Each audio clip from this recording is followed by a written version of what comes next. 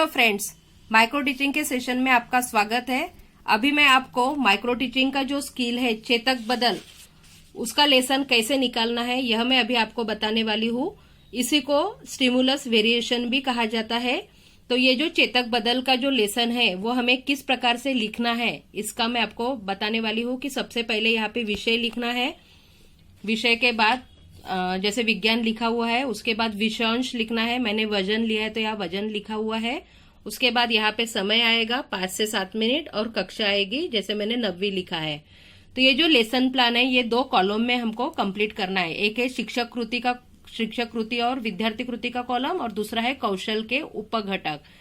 तो ये जो कौशल के उपघटक है इसका मैंने वीडियो ऑलरेडी अपलोड किया हुआ है और इस लेसन प्लान का डेमोन्स्ट्रेशन भी मैंने उसमें आपको लेकर बताया है। तो आपको इसके पहले का वो वीडियो आपको जरूर देखना है। तो आपको ये उपघटक कौन से है चेतक बदल के ये आपको समझ में आएंगे तो ही आपको ये लेसन लिखने में आसानी जाएगी। तो इसलिए इसके पहले जो मैंने अपलोड किया हुआ इसका वीडियो है वो आपको देखना है, उसमें इसका डेमोन्स्ट्रेशन भी है। तो जैसे यहाँ पे शिक्षक कुछ चीजें बच्चों को दिखाते जैसे कि थर्माकोल हो गया, ये है प्लास्टिक का बॉल हो गया, लोहे का टुकड़ा हो गया, टेनिस बॉल हो गया, ये सब चीजें दिखाते हैं और स्टूडेंट को उसको पहचानने के लिए बोलते हैं।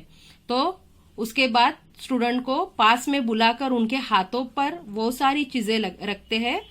तो यहाँ पे जैसे ये कृति शिक्षक करते हैं, ये जो एक्टिविटी जब होती है तब यहाँ पे उपघटक में क्या आएगा कि छात्रों का शारीरिक सहभाग, क्योंकि यहाँ पे छात्रों ने हाथ में पूरे चीजें पकड़ी है और उसका वजन वो देख रहे हैं। और सबसे पहले आएगा कि अध्यापक की हलचल, क्योंकि अध्यापक ये सारी चीजें दिखाते हैं तो इसमें आता है अध्यापक की हलचल। तो इस प्रकार से आपको उपघटक यहाँ पे लिखने हैं। उसके बाद थर्माकोल और लोहे के टुकड़े में से किसका वजन ज्यादा है ऐसा क्वेश्चन शिक्षक पूछते हैं। तो बच्चे बताते हैं कि लोहे के टुकड़े का वजन ज्यादा है। तो यहाँ से छात्रों का शाब्दिक सहभाग हमें दिखाई देता है। तो यहाँ पे उपघटक लिखना है कि छात्रों का शाब्दिक सहभाग। तो इस प्रकार से ये क्वेश्चंस शिक्षक पूछते हैं। उसके बाद शिक्षक बोलते हैं कि जिस प्रकार से इन सारी चीजों का वजन होता है वैसे ही हवा का भी वजन है। जो हवा हमें आंखों से दिखाई नहीं देती उस हवा को वजन रहता है। यह हम एक प्रयोग के द्वारा सिद्ध करेंगे करके। तब शिक्षक के हाव भाव करके यहाँ पे उपघटक आएगा। उसके बाद शिक्षक प्रयोग में आने वाले सब साधन बताएंगे जैसे बलून्स हो गया, हैंगर हो गया, धागा हो गया, ये सब प्रयोग में आने वाले जो विविध वस्तु है वो दिखाते हैं। तब यहाँ पे आएगा कि पारस्परिक क्रिया में बदल, कि अलग अलग चीजें यहाँ पे शिक्षक बता रहे तो इसमें क्रिया में परिवर्तन हुआ है तो वो यहाँ पे बताना है। उसके बाद शिक्षक बलून में हवा भरते हैं और जो प्रयोग है वो करके बताते हैं कि हवा भरने के बाद उसको बांधकर वो दोनों हैंगर के दोनों कॉर्नर पे वो दोनों बलून बांध देते हैं और छात्रा को वो हैंगर पकड़ने के लिए बोलते हैं। तो यहाँ पे देखिए, आप दिखेगा कि छात्रा का शारीरिक सहभाग यहाँ पे दिख रहा है क्योंकि यहाँ पे छात्रा ने हैंगर हाथ में पकड़ा है। उसके बाद हैंगर पकड़ने के बाद शिक्षक पूछते हैं कि दोनों बलून बंधे हुए हैंगर कैसा लग रहा है, कि जो उसमें दोनों बलून बंधे हुए हैं। तब छात्र बताते कि दोनों बलून बंधा हुआ हैंगर एक सीधे लाइन में है। तो यहाँ केंद्रीकरण हो गया है कि बच्चों का ध्यान बराबर उसी हैंगर के ऊपर है कि शिक्षक हमें अभी क्या बताने वाले हैं और किस प्रकार से बताने वाले हैं। उसके बाद शिक्षक क्या करते हैं कि दोनों बलून में से एक बलून को पिन लगाकर फोड़ते हैं और छात्रों को निरीक्षण करने के लिए कहते हैं। तो यहाँ पे क्या आएगा, संवेदन लक्ष्य में बदल, कि छात्र अभी वहीं पे ध्यान देंगे कि जहाँ पे वो शिक्षक एक्टिविटी कर रहे हैं और बलून को फोड़ रहे हैं। इसलिए यहाँ पे ये उपघटक आएगा कि संवेदन लक्ष्य में बदल। उसके बाद शिक्षक प्रश्न पूछते हैं कि हैंगर का एक बलून फूटने के बाद क्या हुआ।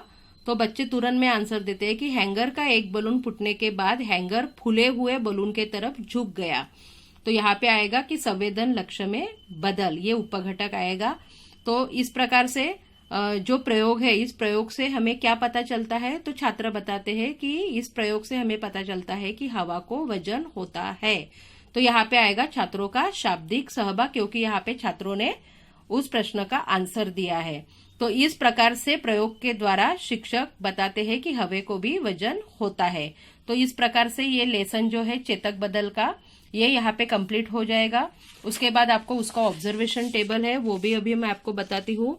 ऑब्जर्वेशन टेबल भी आपको कंप्लीट करना है। यहाँ पे आपको ऑब्जर्वेशन लिखना है, जैसे विषय हो गया, विषयांश हो गया जो लिया है छात्र अध्यापक ने, उसका समय और कक्षा भी यहाँ पे लिखनी है, और कौन से डेट को वो लेसन लिया गया है वो डेट यहाँ पे मेंशन करनी है, और निरीक्षक का नाम यहाँ पे डालना है।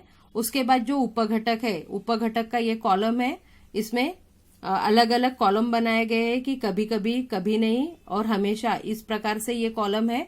तो ये जो उपघटक है, अध्यापक की हलचल हो गया, अध्यापक के हावभाव हो गए, उसके आवाज में बदल हो गया, केंद्रीकरण हो गया, फिर आंतरक्रिया में बदल हो गया, संवेदन लक्ष्य में बदल हो गया।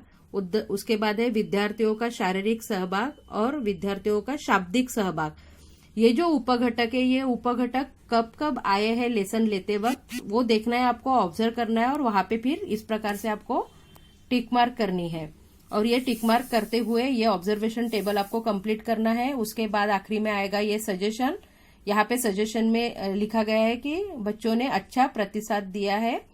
तो इस प्रकार से आपको जो सजेशन देना है वो सजेशन 1 या 2-3 लाइन में भी आप दे सकते हो, 2-3 सजेशन भी दे सकते हो। उसके बाद यहाँ पे आएगी निरीक्षक की स्वाक्षरी, और इस प्रकार से आपको ये ऑब्जर्वेशन टेबल कंप्लीट करना है। आपको यदि ये मेरा वीडियो पसंद आया या ऐसे ही मेरे और वीडियोस आपको देखने हैं तो सबसे पहले मेरे इस चैनल को सब्सक्राइब कीजिए, लाइक कीजिए और शेयर कीजिए। Thank you.